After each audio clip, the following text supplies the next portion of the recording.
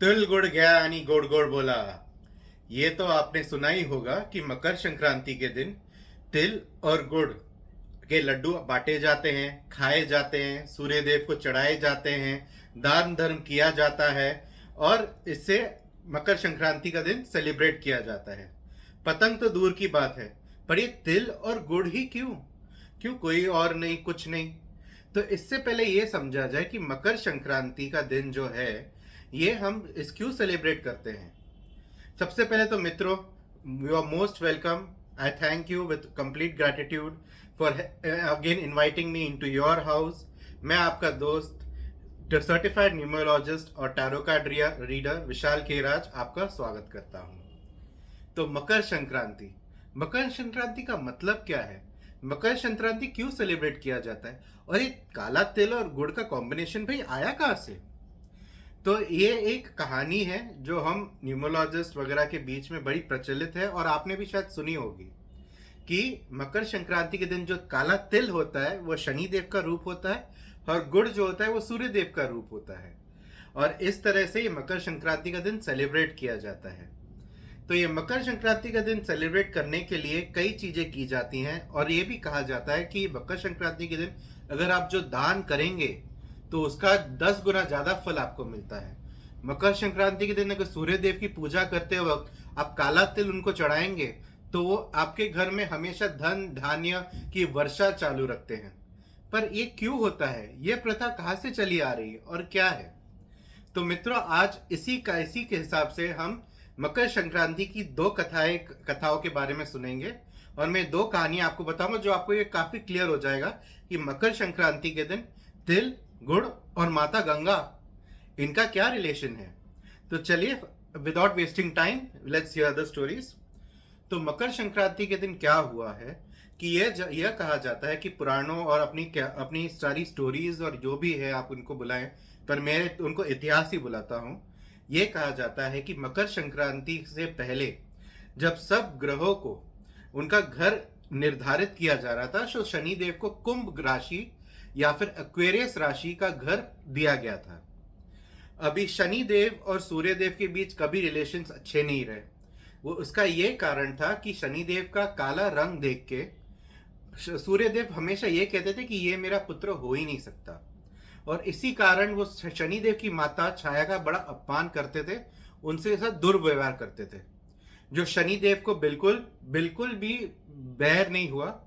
और एक दिन उन्होंने बड़े तेज में आके सूर्य देव को, ये कोई लोग बोलते हैं कि शनिदेव ने ये श्राप दिया था कि या फिर माता छाया ने खुद तंग आके ये श्राप दिया था, सूर्यदेव को ये श्राप दे दिया कि उन्हें कुष्ठ रोग हो जाएगा। तो यह श्राप के दर्द के कारण, पीड़ा के कारण सूर्यदेव को इतना गुस्सा आया कि अपने पूरे तेज से उन्होंने कुंभ राशि का जो उनका घर था शनिदेव का, उसको ध्वस्त कर दिया, उसको कंप्लीटली एक्सप्लोड कर दिया, कुछ नहीं बचा वहां पे। अभी उन्होंने अपना कार्य तो कर दिया, शनिदेव भी माता के साथ अपने जले हुए घर में तो चले ही गए, पर यमराज, जिनको हम धर्मराज भी कहते हैं, उन्होंने अपने पुत्र धर्म निभाते हुए सूर्यदेव का उपचार किया, उनको रोग मुक्त किया, उनको श्राप मुक्त किया, पर उनको यह भी समझाया कि धर्म क्या है, उनको धर्म याद दिलाया कि भाई आपने भी जो किया, वो जो व्यवहार था छाया माता के साथ, वो सही नहीं था। और उनको भी यह याद दिलाया कि आपसे भी गलत काम हुआ है। तो सूर्यदेव को भी यह सुन के बड़ा दुख हुआ कि भाई उनसे जाने अनजाने भाई बुरा काम हुआ है और उन्होंने जो शनिदेव का घर जला के किया वो भी बुरा ही किया। तो सूर्यदेव ने यह तय किया कि वो संक्रांत के दिन जाके शनिदेव को जरूर मिलेंगे। तो जब वो कुंभ राशि में गए शनिदेव के पास, संक्रांत का दिन आसपास ही था उसके, जब वो गए उनको मिलने के लिए, तो शनिदेव ने देखा घर में तो सब ध्वस्त हो गया, अभी अपने पिताजी का स्वागत कैसे किया जाए। तो शनिदेव ने भी सब भूल भाल के देखा कि उनके घर में सिर्फ काले तिल और थोड़ा गुड़ पड़ा हुआ था। तो उन्होंने वही काले तिल और गुड़ के लड्डू बनाए और अपने पिताजी सूर्यदेव को अर्पित किए। उनके ये पिता की तरफ प्यार को देखकर और उनके ये देखकर कि उन्होंने भी सब भुला दिया है, सूर्यदेव को इतनी खुशी हुई, इतना उन पे प्रेम आया कि उन्होंने तभी का तभी ना ही उनकी कुंभ राशि का घर वापस बसा दिया, पर खुश होकर उनको एक और घर मतलब मकर राशि प्रदान करी। और इसी हिसाब से हमारे शनिदेव दो राशि घरों के राजा बने, वो है एक्वेरियस और कैप्रिकॉर्न। और उसी दिन संक्रांति के दिन सूर्य देव ने मकर राशि में मतलब शनिदेव के दूसरे घर में प्रवेश करते हुए यह कहा कि इस दिन को जो भी मेरी पूजा करते वक्त काले तिल का मेरा प्रसाद चढ़ाएगा उसके घर में हमेशा धन धान्य की वर्षा होती रहेगी।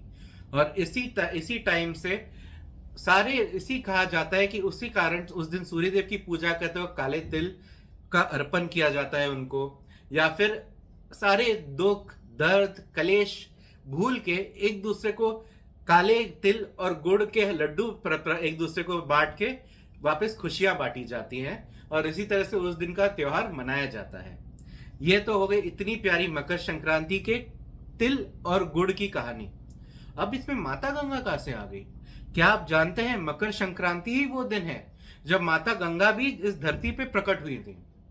तो कहा यह जाता है कि बहुत पुराने टाइम में एक राजा थे जिनका नाम था राजा सागर। वो त्रिलोक विजय थे, वो अजय राजाओं के राजा थे वो। तो एक दिन उन्होंने क्या कहा कि चलो मैं अश्वमेध का यज्ञ करता हूं।